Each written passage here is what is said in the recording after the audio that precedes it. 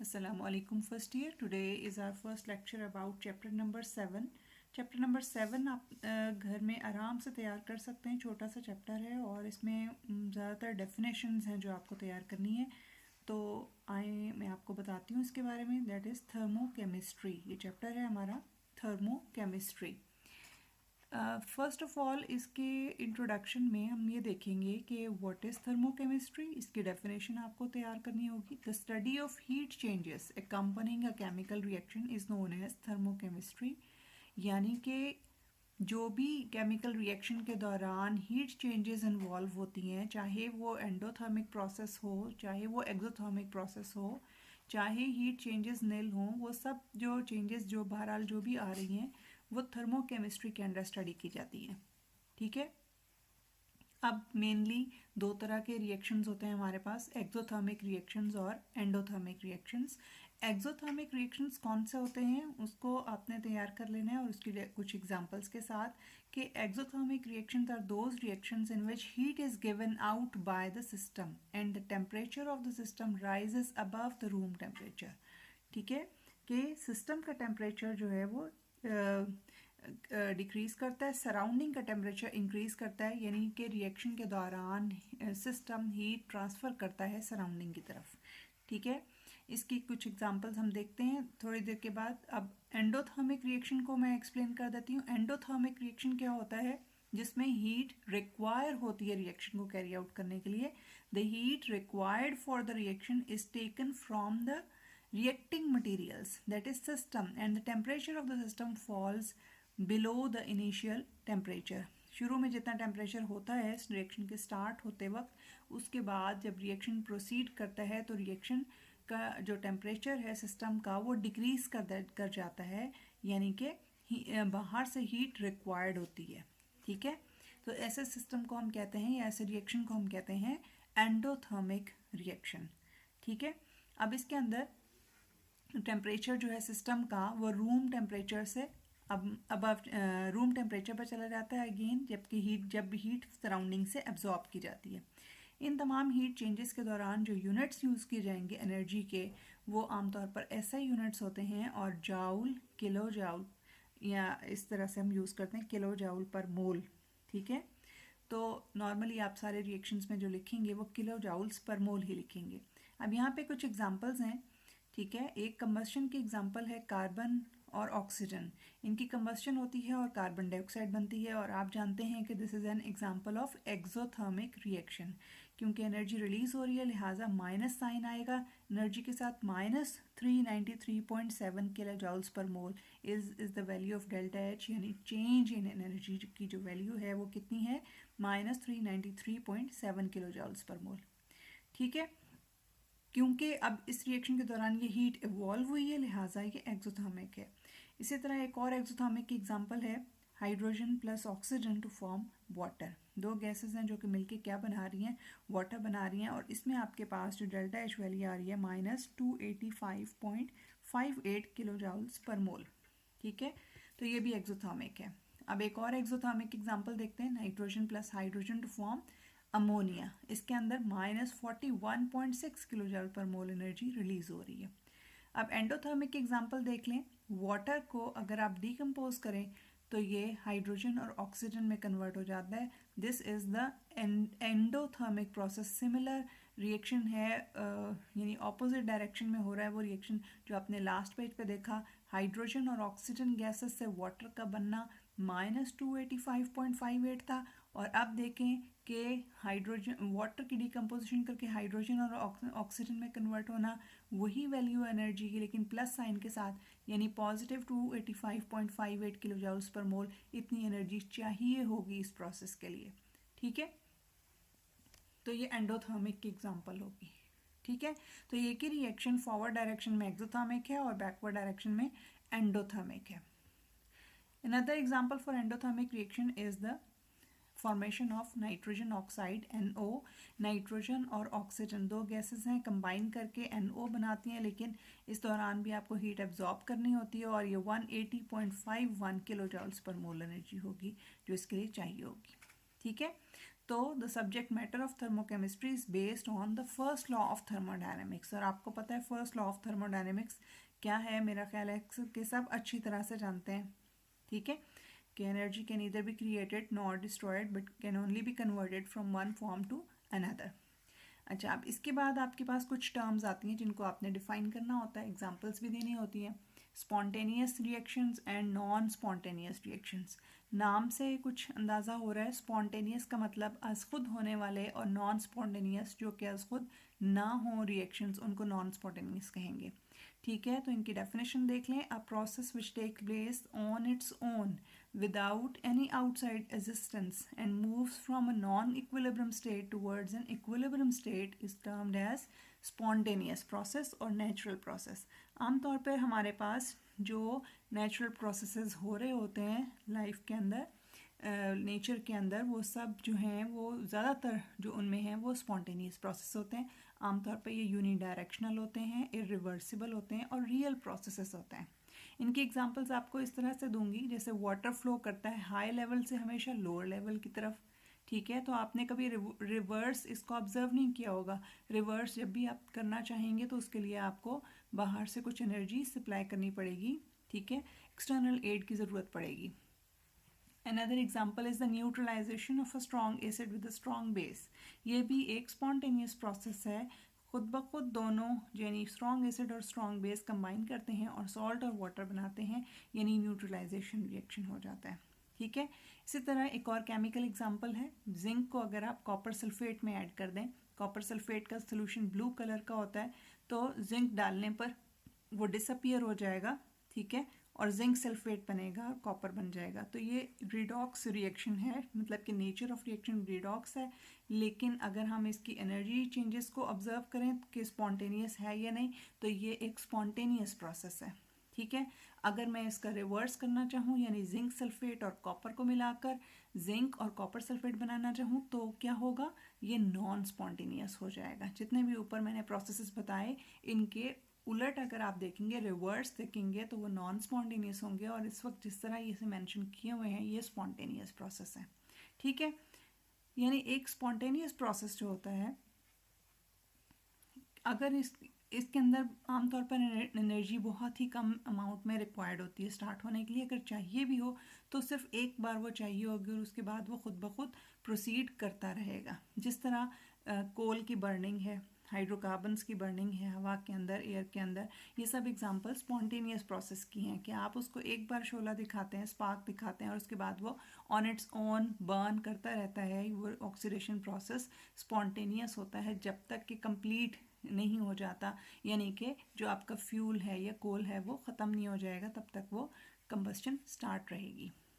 अच्छा, non spontaneous process क्या होते हैं? This is the reverse of spontaneous process, ये उसका उलट है, ठीक है। It does not take place on its own and does not occur in nature, ठीक है। ना तो ये नेचर में आपको इस तरह से नज़र आते हैं और ना ये खुद ब खुद होते हैं।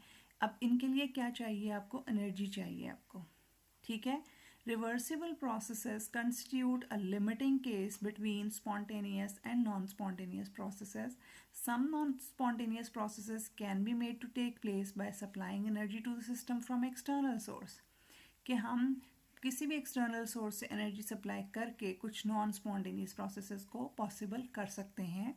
यानी कि जिस तरह आप एवरीडे लाइफ में देखते हैं कि आप घरों में आपकी मोटरें लगी हुई हैं, आप उससे क्या करते हैं, पानी पंप करके नीचे से ऊपर टंकी में पहुंचाते हैं, ठीक है। इस तरह के जो है लोअर लेवल से हाई लेवल पे पहुंचाना पानी को, या फिर टेम्परेचर आमतौर पे फ्लो करता है हाई टेम्परेचर से लो टेम्परेचर जोन की तरफ। लेकिन अगर आप एनर्जी सप्लाई करके कुछ ऐसा प्रोसेस कर लें कि वो हाई टेम्परेचर से लो टेम्परेचर की बजाय लो टेम्परेचर से हाई टेम्परेचर की तरफ मूव करे, तो ये क्या होगा, ये रेफ्रिजरेशन में और जो एयर कंडीशनर्स लगे होते हैं उनके अंदर यही नॉन स्पॉन्टेनियस प्रोसेस हो रहा होता है, एनर्जी रिक्वायर्ड होती है इसके लिए, ठीक है। अब इनकी एग्जांपल्स देख लें। पंपिंग ऑफ वाटर अपहिल, जो मैंने अभी आपको बताया।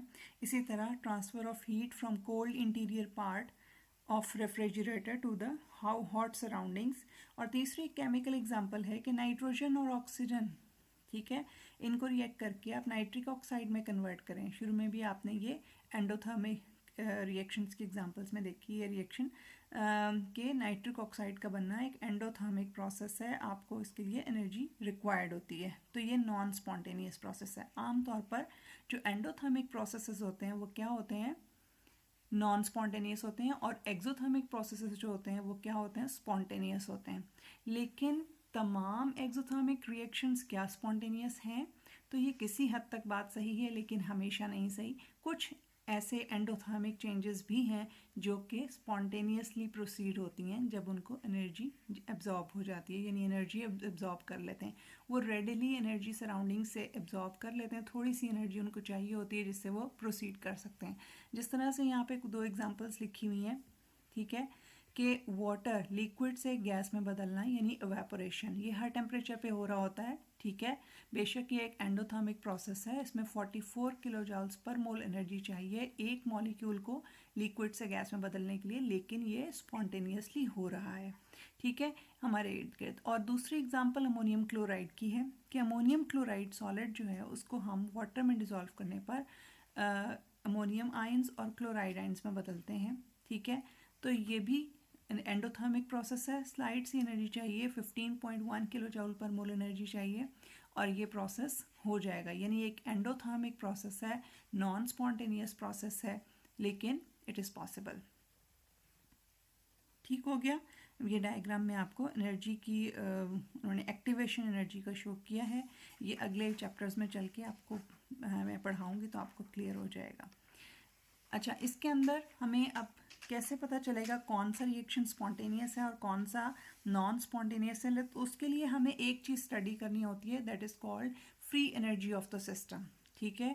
अभी आपके सिलेबस में free energy of the system के बारे में कोई इन्फॉर्मेशन नहीं है, तो हायर क्लासेस में आप इसके बारे में पढ़ेंगे। बहरहाल इस वक्त इतनी इन्फॉर्मेशन आपके लिए काफ़ी है कि अगर आपने एक प्रिडिक्ट करना हो, पहले से पता लगाना हो कि ये जो रिएक्शन है जो अंडर स्टडी है ये स्पॉन्टेनियस होगा या नॉन स्पॉन्टेनियस होगा, तो एक्सोथर्मिक एंडोथर्मिक किसी हद तक हेल्प करते हैं हमारी, लेकिन कहीं पे आकर हमें मतलब कि उसके अपोजिट भी हो जाता है रिजल्ट, तो हमें उसके लिए free energy of the system study करना होता है, ठीक है। अब नेक्स्ट कुछ और टर्म्स हैं जो हमें इस चैप्टर में बार बार सुनने को मिलेंगी और पढ़ने को मिलेंगी, उनकी डेफिनेशंस आपने तैयार करनी है, that is system, surroundings and state function, ठीक है। What is system? System is anything और any material under test in the laboratory और under consideration in the classroom for the purpose of argument, ठीक है। जो भी कायनात का हिस्सा, जो भी अंडर स्टडी है, जिसको आप ऑब्जर्व कर रहे हैं, जिसको कंसिडर कर रहे हैं, दैट इज़ कॉल्ड सिस्टम, ठीक है। और उसके इर्द गिर्द जो बाकी चीज़ें होंगी वो क्या कहलाएंगी, वो सराउंडिंग्स कहलाएंगी। The remaining part of the universe या remaining portion of the universe is known as its surrounding. जिस तरह से अब यहाँ पर एक कॉनिकल फ्लास्क बनी हुई है जिसके अंदर एक रिएक्शन हो रहा है, जिंक हमने मेटल डाला है और कॉपर सल्फेट का सोल्यूशन मौजूद है और इसका रिएक्शन हो रहा है, जिंक सल्फेट और कॉपर बन रहा है। तो अब ये कॉनिकल फ्लास्क के अंदर जो चीज़ मौजूद है जिसको हम स्टडी कर रहे हैं, that is called system.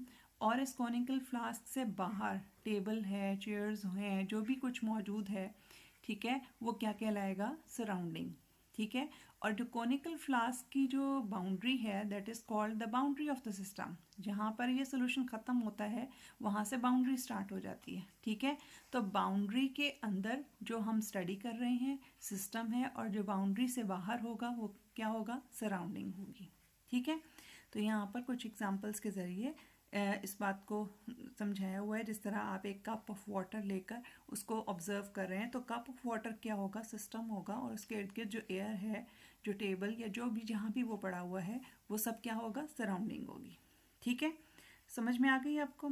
Next जो है अब इसके अंदर टर्म्स हैं, state of a system. State of a system क्या होती है, it is a condition of the system, कि सिस्टम की हालत क्या है। When any process is performed on a system its state is altered in some ways, ठीक है। जब भी हम कोई प्रोसेस कर रहे होते हैं, सिस्टम के अंदर कोई प्रोसेस चल रहा होता है, तो उसकी स्टेट के अंदर कुछ चेंजेस आती हैं। वो चेंज उसके टेम्परेचर में आ सकती है, उसके वॉल्यूम में आ सकती है, उसके प्रेशर में आ सकती है।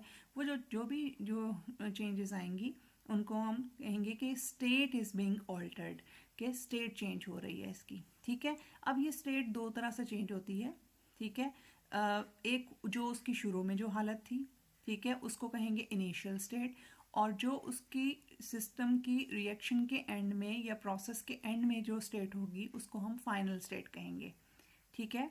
तो इनिशियल स्टेट और फाइनल स्टेट, ये टर्म्स हम बार बार यूज़ करेंगे। Initial state is the state which is the state of the system taken initially, ठीक है, कि चेंज सिस्टम के अंदर जो चेंज आई उससे पहले जो स्टेट थी उसकी, that is called the initial state, और जो चेंज आने के बाद उसकी जो स्टेट होगी that is called the final state of the system. For example, आपने एक पैन में पानी लिया, ठीक है, अब उसका जो टेम्परेचर है that is the initial temperature, initial state of the system, और अगर आप उसको हीट कर रहे हैं, बॉयल कर रहे हैं, तो बॉयल करने के बाद जो उसकी स्टेट होगी, उसके वॉल्यूम के अंदर चेंज आई तो वो फाइनल वॉल्यूम होगा, ठीक है, और जो टेम्परेचर के अंदर चेंज आई वो क्या होगा, फाइनल टेम्परेचर होगा, ठीक है। जो चेंज आएगी वो चेंज को हम डेल्टा से शो करते हैं, ये छोटा सा ट्राइंगल का साइन जो है डेल्टा कहलाता है, ठीक है। और जो चेंज इन टेम्परेचर को हम कैसे मेंशन करेंगे, डेल्टा टी, ठीक है, डेल्टा टी से मेंशन करेंगे, that will be always equal to final state minus initial state, यानी फाइनल टेम्परेचर जो था उसमें से इनिशियल टेम्परेचर को माइनस करेंगे, तो जो आंसर आएगा वो दरअसल चेंज इन टेम्परेचर है, ठीक है। इसी तरह अगर वॉल्यूम में चेंज आई है तो वो final volume minus initial volume, that will be called the delta we, ठीक है। अब ये आपने जहन में रखना है कि ये जो कुछ प्रॉपर्टीज़ ऐसी हैं, फिज़िकल प्रॉपर्टीज़, जिनको हम इसके अंदर ऑब्जर्व करते हैं, और ये प्रॉपर्टीज़ स्टेट फंक्शन कहलाती हैं, लाइक टेम्परेचर है, प्रेशर है, वॉल्यूम है, ठीक है। इनकी मैक्रोस्कोपिक प्रॉपर्टीज़ होती हैं। मैक्रोस्कोपिक का मतलब बड़े लेवल पे नज़र आती हैं, ये इन चेंजेस को हम ऑब्जर्व कर सकते हैं, ठीक है। तो स्टेट फंक्शन क्या होता है, state function is a macroscopic property of a system which has some definite values for the initial and final states and which is independent of the path adopted to bring about a change, ठीक है। इसके दौरान जो रास्ता अख्तियार किया गया, यानी प्रोसेस किस तरह से कैरी आउट हुआ, उससे हमें कोई कंसर्न नहीं, हमें किस चीज़ से कंसर्न है, इनिशियल वैल्यू और फाइनल वैल्यू से। इनिशियल स्टेट और फाइनल स्टेट अगर किसी भी प्रॉपर्टी की चेंज हो गई है तो that property is called state function, ठीक है। आमतौर पर ये प्रॉपर्टीज़ जो होती हैं ये कैपिटल लेटर से इनके सिंबल लिखे जाते हैं, लाइक प्रेशर है कैपिटल पी से लिखा जाता है, टेम्परेचर है कैपिटल टी से, वॉल्यूम कैपिटल वी से, इंटरनल एनर्जी कैपिटल ई से, और एंथैल्पी कैपिटल एच से, ठीक है। ये सब के सब क्या हैं, स्टेट फंक्शंस हैं, ठीक है। अच्छा, इसके अंदर यहाँ पे इन्होंने एक एग्जांपल दी है, वॉल्यूम है, जिस तरह मैंने अभी आपको एग्जांपल दी इसी तरह से आपको कुछ भी एग्जांपल्स इसमें ऐड कर सकते हैं कि वॉल्यूम के अंदर चेंजेस जो होंगी डेल्टा वी से शो की जाएंगी, इसी तरह टेम्परेचर के अंदर जो चेंजेस होंगी वो डेल्टा टी से शो की जाएंगी, जो प्रेशर के अंदर चेंजेस होंगी वो डेल्टा पी से शो की जाएंगी, लेकिन ये सब सिम्बल्स कैपिटल में लिखे जाते हैं, ठीक है। तो आज के लिए इतना ही, इन डेफिनेशंस को आपने तैयार कर लेना है। थैंक यू सो मच, अल्लाह हाफिज़।